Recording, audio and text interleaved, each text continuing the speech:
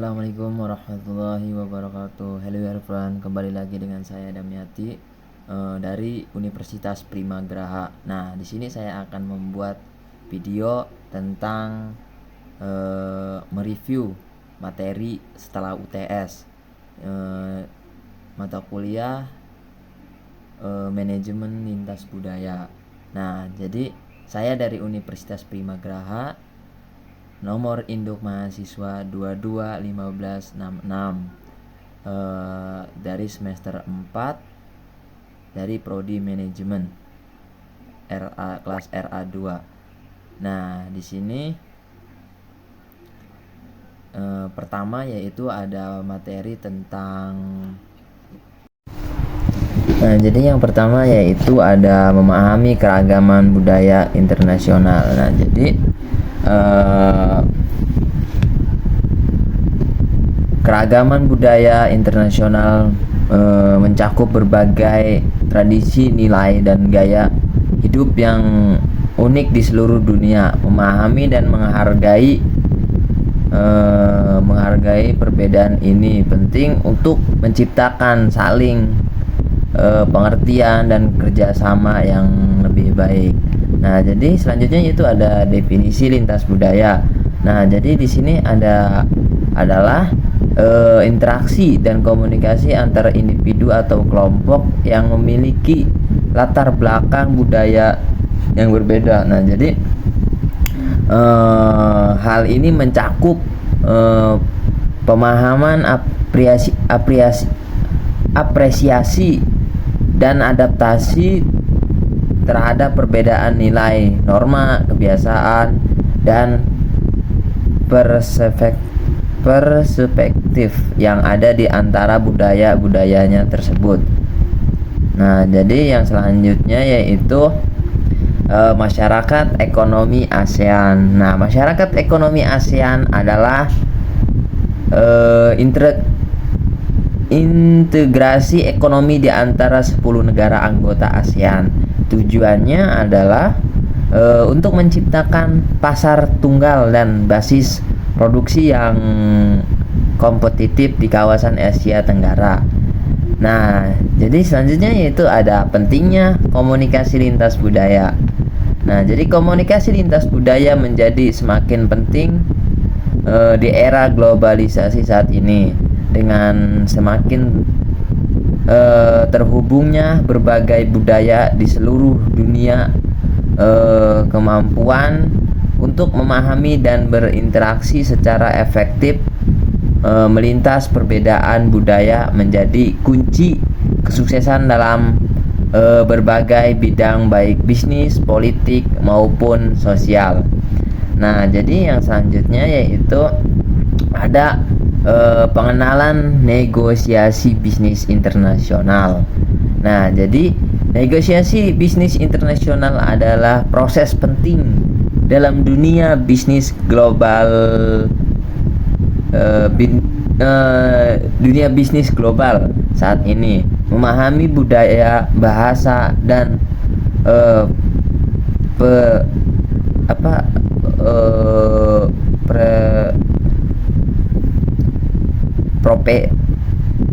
preferensi mitra saing sangat penting untuk mencapai kesepakatan yang saling menguntungkan.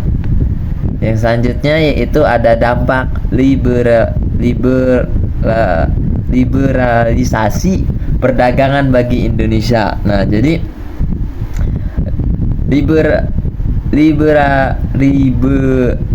liberalisasi perdagangan di bawah masyarakat ekonomi ASEAN memberikan dampak signifikan bagi perekonomian Indonesia, meski membuka peluang besar, tantangan pun tidak dapat dihindari. Terus ada daya saing Indonesia di kawasan ASEAN. Indonesia memiliki sejumlah keunggulan kompetitif yang menjadikannya salah satu kekuatan ekonomi terkemuka di kawasan ASEAN. Namun Indonesia juga menghadapi beberapa tantangan untuk meningkatkan daya saingnya di pasar regional. Terus posisi Indonesia dalam perdagangan dan investasi ASEAN. Sebagai negara anggota ASEAN, Indonesia memiliki peran strategis dalam memperkuat perdagangan dan investasi di kawasan ASEAN. Indonesia menjadi pasar potensial bagi produk-produk negara ASEAN lainnya dan juga menjadi tujuan investasi yang menarik.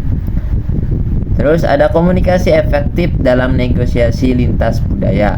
Nah, jadi komunikasi lintas budaya dalam negosiasi membutuhkan pemahaman yang mendalam tentang perbedaan bahasa, gaya, dan norma budaya. Mendengarkan aktif, menghargai perspektif lawan, dan beradaptasi dengan gaya komunikasi mereka adalah kunci untuk membangun saling pengertian. Penggunaan bahasa tubuh, kontak mata dan intonasi yang tepat juga penting untuk menyampaikan pesan dengan jelas, menghindari jargon dan istilah yang spesifik budaya dapat membantu mencegah kesalahpahaman. Terus yaitu ada tantangan ekonomi bagi pemerintah Indonesia. Jadi pemerintah Indonesia menghadapi sejumlah tantangan ekonomi yang kompetitif, termasuk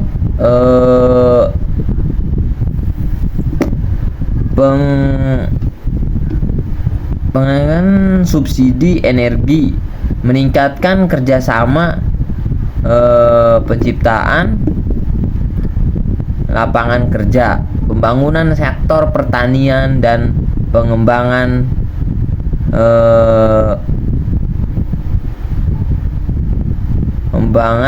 di luar negeri. Nah, jadi yang selanjutnya yaitu ada pertumbuhan kesepakatan kerja sama, mendorong investasi dan kewirausahaan. Jadi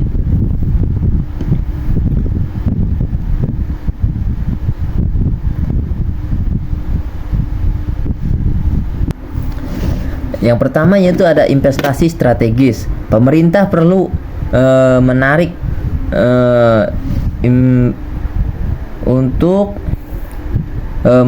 investasi dalam sektor-sektor yang dapat menciptakan lapangan kerja baru, seperti infrastruktur yang memadai, manufaktur, dan teknologi. Terus yang kedua ada kemudahan berusaha, memungkinkan biografis menyederhanakan pemikiran dan memberikan insentif dapat mendorong pertumbuhan wirausaha dan bisnis-bisnis baru. Terus yang ketiga yaitu ada peningkatan keterampilan. Investasi dalam pendidikan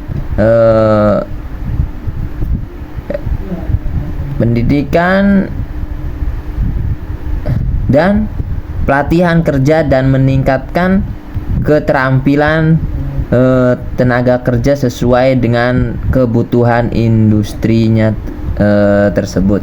Nah, jadi mungkin dari saya mereview materi tentang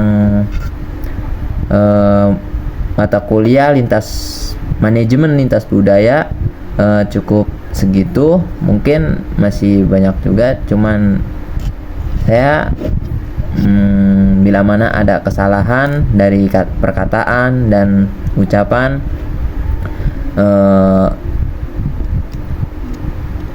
mohon dimaafkan. Wabillahi taufiq wal hidayah. Wassalamualaikum warahmatullahi wabarakatuh.